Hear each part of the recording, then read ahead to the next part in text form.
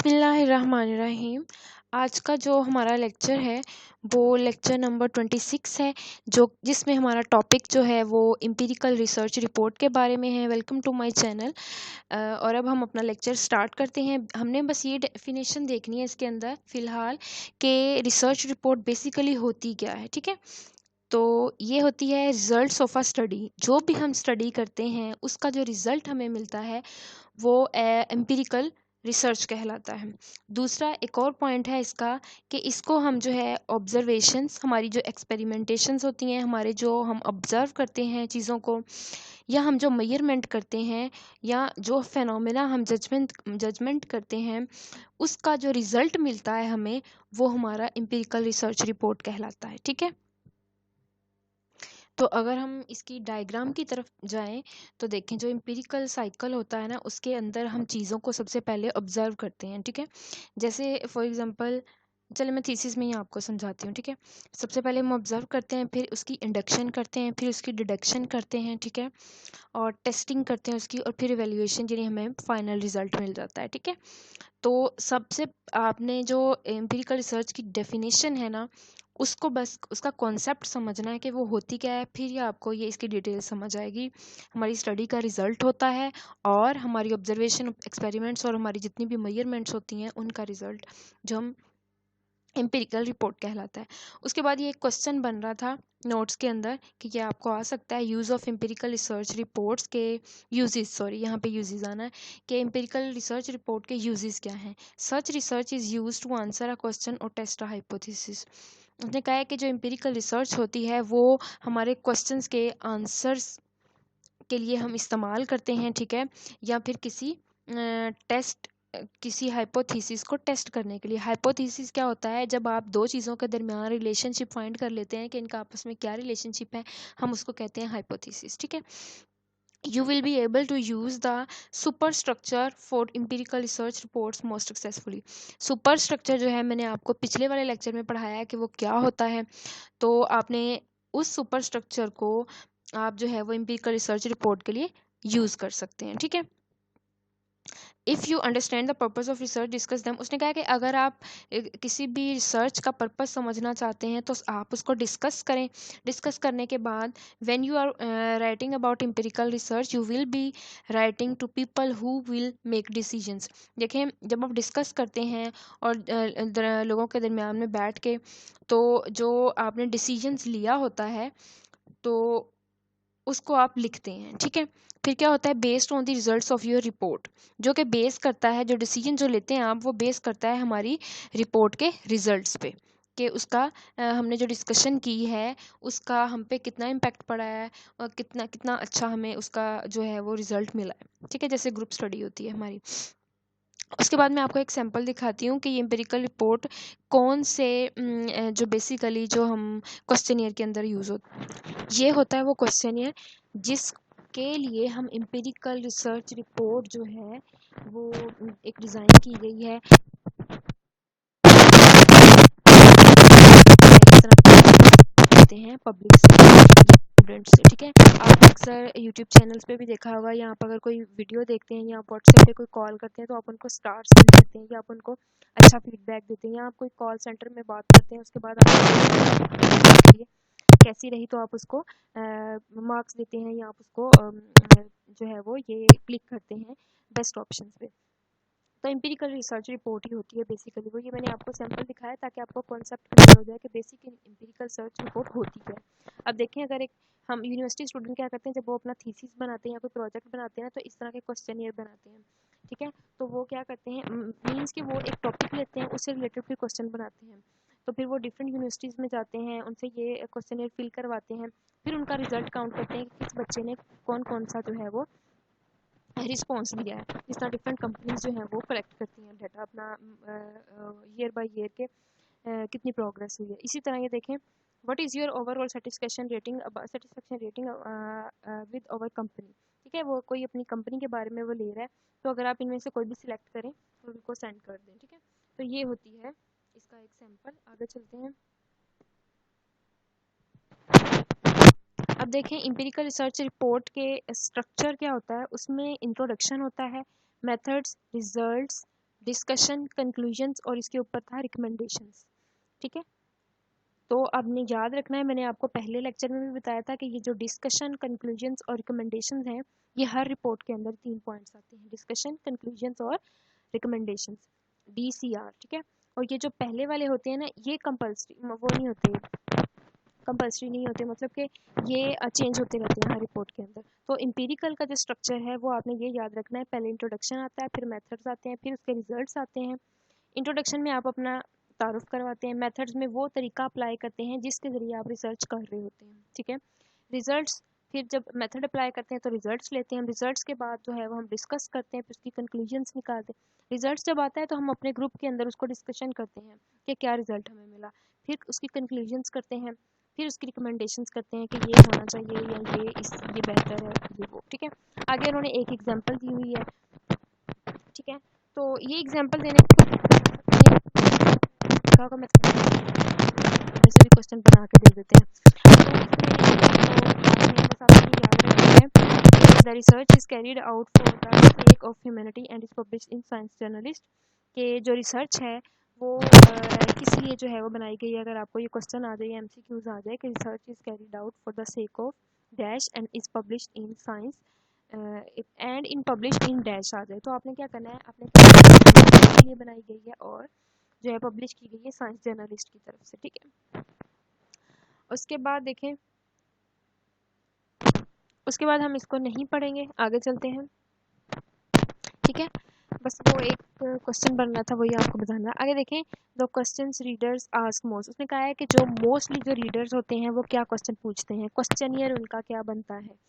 Like देखें, ये जो मैंने कहा कि थीसिस का एक क्वेश्चनियर तैयार करते हैं और फिर जाते हैं लोगों के पास, तो उस क्वेश्चनियर के अंदर वो कह रहा है कि मोस्टली जो है वो किस तरह के क्वेश्चन होते हैं। ठीक है, तो रीडर्स ऑफ, अच्छा एक ये चीज़ है कि जो उसने कहा कि जितने भी रीडर्स होते हैं ना, उनका जो क्वेश्चन होता है ना वो सेम होता है हर रीडर का।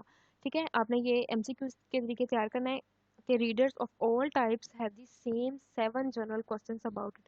7 क्वेश्चंस उनके तो जनरल ही होते हैं, मतलब कि हर रीडर पूछता है।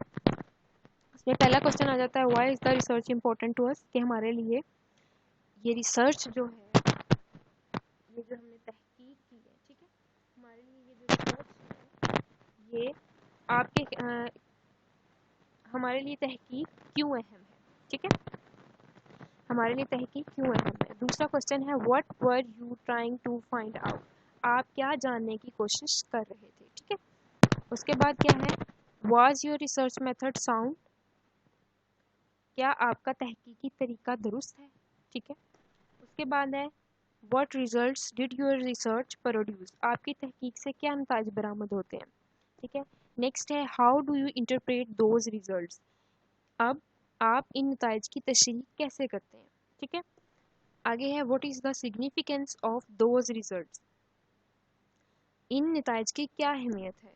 What do you think we should do, आपके ख्याल में हमें क्या करना चाहिए। ये जो अगर आपके MCQs आ जाए ना कि रीडर्स के कौन से जनरल क्वेश्चन होते हैं वो सेम होते हैं हर रीडर के लिए, तो 7 होते हैं। कितनी तादाद है, 7।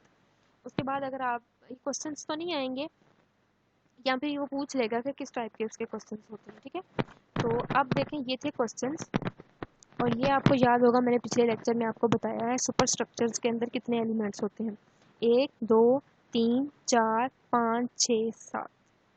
अब आप इनको कंपेयर कर लें कि सुपर स्ट्रक्चर पिछले वाली जो रिसर्च थी उसके अंदर भी 7 एलिमेंट होते हैं और एम्पिरिकल रिसर्च के अंदर भी 7 एलिमेंट होते हैं।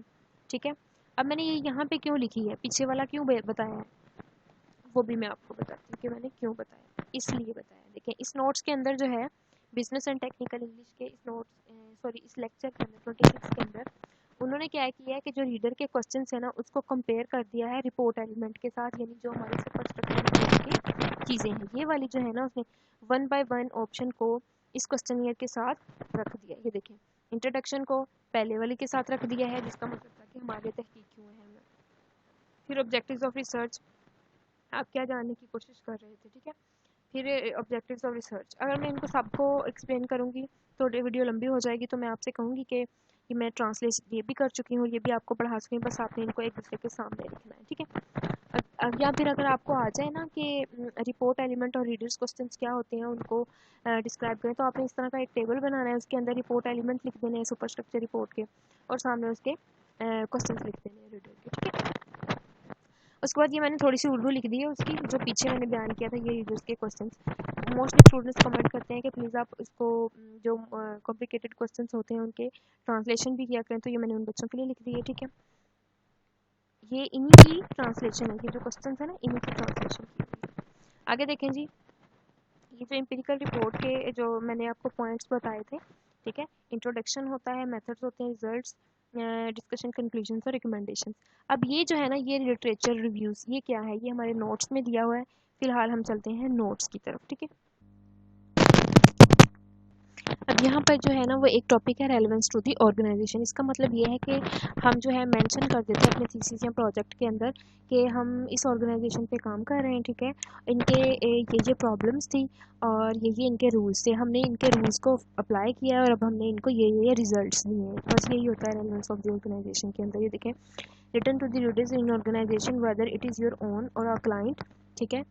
You can explain the relevance of your research. हम अपनी जो रिसर्च होती है उसको एक्सप्लेन करते हैं इसके अंदर by relating it to some organisation goals और प्रॉब्लम्स। कैसे जो उसकी प्रॉब्लम्स होती हैं उनको हम सॉल्व करते हैं और जो उनके गोल्स होते हैं एज ए रिजल्ट हम उनको प्रोवाइड करते हैं, ठीक है, ताकि उनके गोल्स जो हैं वो पूरे हो सकें। उसके बाद हमने देखना है कि लिटरेचर रिव्यू क्या होता है, ठीक है। लिटरेचर रिव्यू, ये मैंने सबसे पहले आपको बताया ना कि लिटरेचर रिव्यू एक टॉपिक है। चलिए पहले उनको दिखाती हूँ आपको। ये देखें, पहला जो ऑप्शन होता है हमारा थीसिस के अंदर पॉइंट्स जब हम बनाते हैं तो उसके अंदर हम ये जो एम्पिरिकल रिसर्च रिपोर्ट है उसके अंदर वो चीज़ें तो आ जाती हैं ना, इंट्रोडक्शन, मेथड, रिजल्ट्स, डिस्कशन और कंक्लूजन्स, लेकिन उसके अंदर ये भी आता है लिटरेचर रिव्यू, ठीक है। उसके बाद आता है ऑब्जेक्टिव्स ऑफ द रिसर्च, कि हमने जो हमारी रिसर्च के ऑब्जेक्टिव्स क्या हैं, ये मेन पॉइंट जब हम इकट्ठे करके लिख देते हैं। उसके बाद आता है मेथड, कि हमने कौन सा मेथड अप्लाई किया। उसके बाद आता है रिजल्ट्स, उसके बाद डिस्कशन, कंक्लूजन्स और रिकमेंडेशन। अगर आप इन सारे पॉइंट्स को और इसको कंपेयर करें तो एक ही चीज़ है। देखें, लिटरेचर रिव्यू इंट्रोडक्शन की जगह आ जाएगा, ऑब्जेक्टिव्स ऑफ द रिसर्च में आपके जो हैं वो नहीं, ऑब्जेक्टिव तो अलग से ही बनेंगे, ठीक है। फिर मेथड की जगह ये देखिए मेथड दिया हुआ है, रिजल्ट्स भी वही चीज़ है, डिस्कशन भी वही चीज़ है, कंक्लूजन्स भी वही चीज़ है। यहाँ पे मैंने आपको बताया रिकमेंडेशंस भी आना था, तो रिकमेंडेशन भी वही चीज़ है। सिर्फ इसमें डिफरेंस क्या है कि इंट्रो की जगह लिटरेचर व्यू आ जाता है और एक पॉइंट ऑब्जेक्टिव्स वाला इसके अंदर ऐड हो जाता है। अब हमने जाके देखना है कि लिटरेचर रिव्यू क्या होता है, ऑब्जेक्टिव्स ऑफ द रिसर्च क्या होते हैं, ठीक है। इनको वन बाय वन पढ़ना है। लेकिन अगर आप देखें तो मैंने पिछले लेक्चर में आपको रिजल्ट्स, ठीक है, मेथड्स, रिजल्ट, डिस्कशन, कंक्लूजन्स और रिकमेंडेशन, ये जो नीचे वाले 5 जो पॉइंट है ये मैं आपको शुरू से हर जो है वीडियो उसके अंदर आपको बता रही हूँ कि ये क्या होते हैं, ठीक है। तो इसलिए हमने सिर्फ ये 2 करने हैं डिस्कस, ताकि हमारी शॉर्ट वीडियो बने और बार बार उन चीज़ों को ना पढ़ें जो हम पढ़ चुके हैं। देखिए जी, जो बेसिकली लिटरेचर रिव्यू है ना वो ये होता है कि एक सिस्टम होता है, उस सिस्टम एक सिस्टमेटिक के ऊपर हम एक मेथड लगाते हैं चीज़ों को आइडेंटिफाई करने के लिए, फिर उसको एवेल्यूएट करते हैं, यानी उसका कोई रिज़ल्ट निकलता है, फिर उसको इंटरप्रेट करते हैं, उसकी तशरीह आती है, फिर हम उससे वर्क प्रोड्यूस करते हैं। तो ये सब कुछ कौन करता है, एक रिसर्चर करता है और एक स्कॉलर करता है, ठीक है।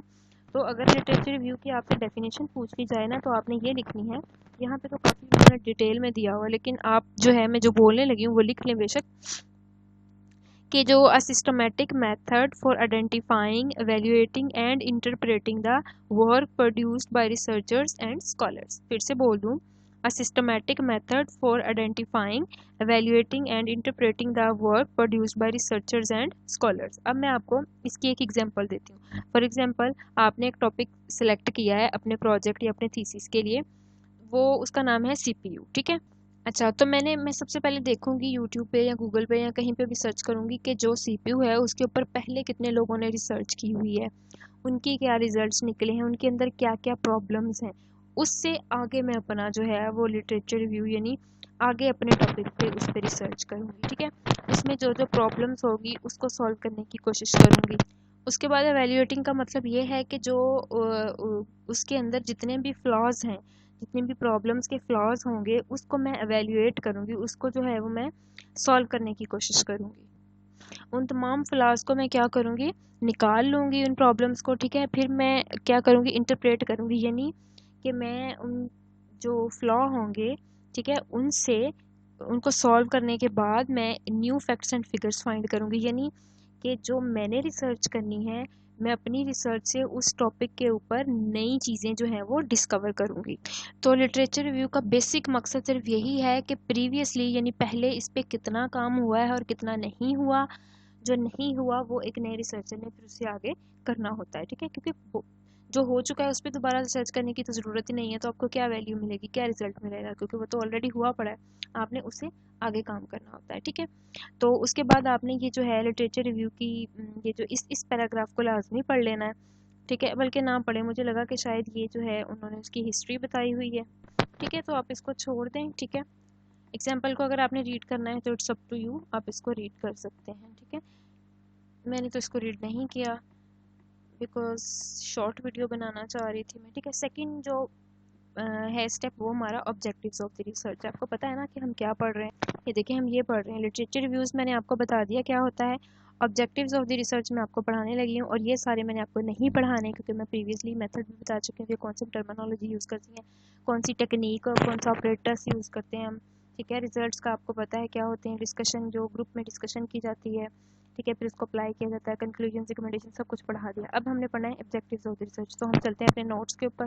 अच्छा, तो अब हम करते हैं, ये क्वेश्चन आपको आई थिंक ज़रूर आएगा, ठीक है, कि ऑब्जेक्टिव्स, रिसर्च ऑब्जेक्टिव्स क्या होते हैं, ठीक है। तो what are the research objectives, तो आपने इसकी जो जनरल डेफिनेशन है ना वो ये है कि ये क्या डिस्क्राइब करते हैं, what we expect to achieve by our project, कि जो हमारा प्रोजेक्ट या जो हमारा थीसिस होता है उसके अंदर हम क्या एक्सपेक्ट करते हैं, क्या अचीव करना चाहते हैं, तो हम उस पर रिसर्च करते हैं, जो उसके रिजल्ट आते हैं, ठीक है। और अगर वो हमारे रिजल्ट्स जो हैं वो रिलायबल हों हमारी रिसर्च के अकॉर्डिंगली, तो वो हम अपना गोल अचीव कर लेते हैं, जो हमारी एक्सपेक्टेशन होती है वो हमारी कंप्लीट हो जाती हैं। तो बेसिक आपने यही बताना है कि रिसर्च ऑब्जेक्टिव जो होते हैं उसके अंदर जो हम एक्सपेक्ट या अचीव करना चाहते हैं प्रोजेक्ट के अंदर, वो हमें मिल जाए, तो ये चीज़ डिस्क्राइब करती है रिसर्च ऑब्जेक्टिव्स। उसके बाद वो देखें क्या कहता है, रिसर्च ऑब्जेक्टिव्स में be linked with A hypothesis. उन्होंने कहा है कि जो रिसर्च ऑब्जेक्टिव्स होते हैं वो हाइपोथेसिस से लिंक करते हैं। मैंने बताया हाइपोथेसिस क्या होता है, कि जब आप दो चीज़ों के दरमियान उसका रिलेशनशिप फाइंड कर लें तो आप उसको हाइपोथेसिस कहते हैं। नल हाइपोथेसिस यानी जीरो हाइपोथेसिस भी होता है, ठीक है। उसके बाद है used as an statement of purpose in study that does not have a hypothesis. उसने कहा कि इसमें हाइपोथेसिस ज़ीरो भी आपका आता है, ठीक है, कि और जो है वो अगर आप रिलेशनशिप फाइंड कर लें तो वो भी जो है वो आपकी अचीवमेंट हो जाती है। ये इसने और का वर्ड लिखा है ना, तो इसमें आप पहले वाला भी लिख सकते हैं, बाद वाला भी लिख सकते हैं। उसके बाद आपने ये देखना है कि a statement of research objectives can serve to guide the activities of the research. So consider the following example. अगर आपसे पूछ ली जाए ना कि एक एग्जाम्पल लिखें रिसर्च ऑब्जेक्टिव्स की, तो आप इन तीनों में से कोई भी एक एग्जाम्पल लिख सकते हैं। तो ये वाली सबसे छोटी है, तो एज एन एग्जाम्पल आपने क्या करना है, what are the research objectives, ये आपने शॉर्ट अगर आपको आ जाता है तो आपने ये पहली वाली लाइन लिख देनी है, ठीक है। उसके बाद आपने लिख देनी है ये कि ये हाइपोथेसिस से लिंक करता है। फिर उसके बाद आपने जो है वो ये बता देना है कि ये इसकी एक एग्जाम्पल दे देनी है, ठीक है। To describe the habitat of the giant panda in China, ठीक है, इसकी दे देनी है। तो हमारे ये सारे टॉपिक्स कंप्लीट हो चुके हैं। उसके बाद मैं आपको बताती हूँ कि अब तक हम कितनी रिपोर्ट्स पढ़ चुके हैं। 23, 24, 25, 26, ये 4 लेक्चर अब तक मैं दे चुकी हूँ, ठीक है। इन 4 लेक्चर्स में हमने 3 रिपोर्ट्स पढ़ी हैं। एक सबसे पहले हमने पढ़ी है फॉर्मल रिपोर्ट, फिर हमने पढ़ी जनरल सुपरस्ट्रक्चर रिपोर्ट, फिर हमने पढ़ी एम्पिरिकल रिसर्च रिपोर्ट। ये तीनों लिखने का मकसद ये था कि आपको याद रहे कि प्रीवियसली हम क्या पढ़ चुके हैं, कौन कौन सी रिपोर्ट्स पढ़ चुके हैं, ताकि आपको भूले ना। अब अगर आपको लेक्चर प्रिपेयर किया हुआ है तो आप यहाँ पे जो है वो स्टॉप करके वीडियो को देखिए कि फॉर्मल रिपोर्ट जो आपने पढ़ी है उसके कौन कौन से पॉइंट थे, जनरल रिपोर्ट जो आपने पढ़ी है उसके कौन कौन से पॉइंट थे, एम्पिरिकल रिसर्च रिपोर्ट जो भी आप पढ़ चुके हैं उसके कौन कौन से पॉइंट थे। जब तक आप चीज़ों को कंपेयर करके याद नहीं करेंगे आपको कभी याद नहीं होंगी, भूल जाएंगी, और आप किसी के पॉइंट एक दूसरे के अंदर लिख देंगे। दूसरी चीज़ ये कि कोई भी रिपोर्ट हो, कोई भी रिपोर्ट हो, उसके अंदर आप 4 चीज़ें कॉमन होती हैं। एक तो मेथडोलॉजी, कि आपने हर रिपोर्ट के अंदर मेथड ज़रूर अप्लाई करना होता है। तीसरी DCR जो मैं आपको बताती जा रही हूँ, डिस्कशन, कंक्लूजन्स और रिकमेंडेशंस, ठीक है। ये चीज़ें कॉमन होती हैं, हर रिपोर्ट में आपने लिखनी है, और जो 2-3 पॉइंट्स हैं वो आपने याद कर लेने हैं, ठीक है। प्लीज़ प्लीज़ प्लीज़, मैं बहुत मेहनत करती हूँ इस लेक्चर्स पे, मेरे चैनल को सब्सक्राइब ज़रूर करें, लाइक करें, अच्छे अच्छे कमेंट्स करें, thank you, thanks for watching this video. अल्लाह हाफिज़।